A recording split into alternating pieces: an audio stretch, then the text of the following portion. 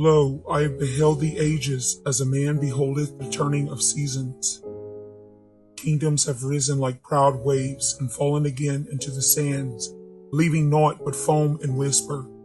The faces of men alter, yet their passions alter not.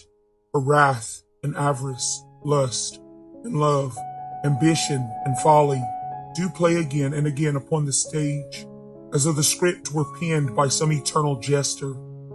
I have read the scrolls of every land, drunk deep of the fountains of philosophy, and feasted upon the marrow of all human thought. Yet though the words of sages do differ in tongue, their burden is the same. Man is ever at war with his own shadow. He buildeth towers towards heaven, yet casteth himself down into the pit. To mine eyes the cares of mortals are but fleeting motes, their griefs as morning dew that vanisheth with the sun, and yet therein lieth their strange glory. For it is the swiftness of their days that lendeth beauty to their song. They love the more fiercely because love is brief. They dream the more ardently because time is a cruel predator. But I, condemned to the endless morrow, stand apart. To me, a century is but a sigh, a friendship but a single stanza in the long poem of solitude. I have buried more than 1,000 I have loved. Their laughter yet lingers in the corridors of my mind, and each echo doth wound anew. Thus am I torn between pity and disdain, between reverence for their striving and weariness of their folly. Like unto them, I too have drunk from the gilded chalice. That carmine poison men name love, its intoxication seepeth into the secret chambers of my heart. Dreading whispers through my veins, unbinding the sentinel of weal and leading me, unresisting, into velvet-lined hell. One is truly alive only amidst calamity or felicity. Yet it is within the tempered middle that the greater portion of life quietly reveals itself. The extremities of both cast me adrift until I stumbled upon a world set apart, sealed into itself, and I, a willing wanderer, gave my whole being to its ways.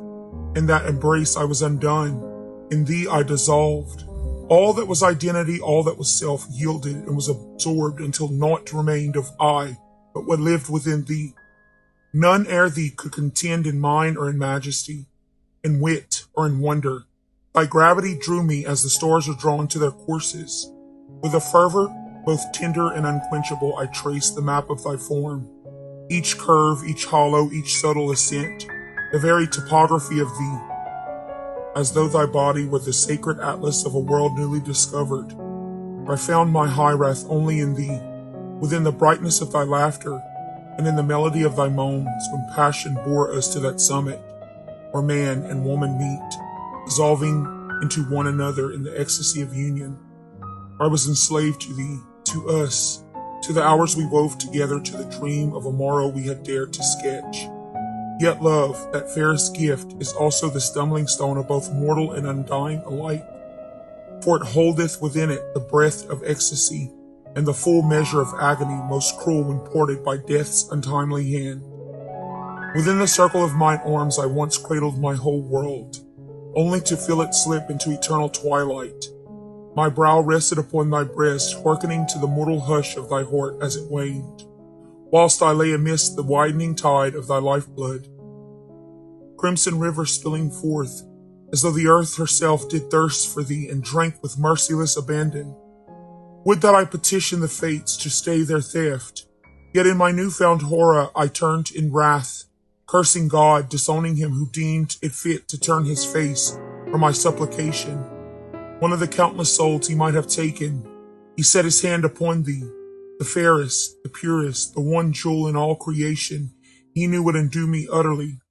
I longed to ascend into the heavens and wage war, as Lucifer and his fallen host, that I might lay sorrow upon the Almighty equal to that which drowned me in thy loss.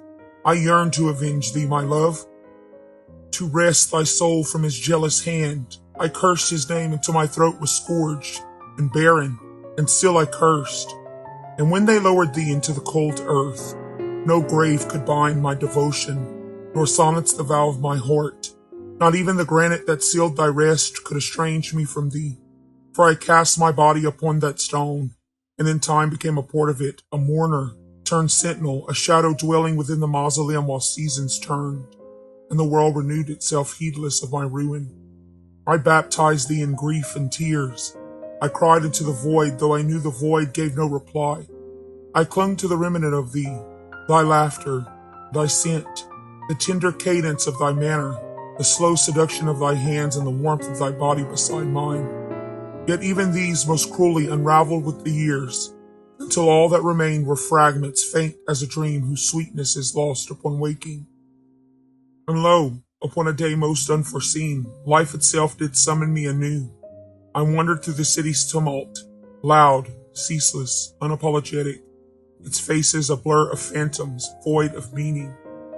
Yet midst that storm I heard thee, I breathed thee, I felt the very pulse of thy soul near my own.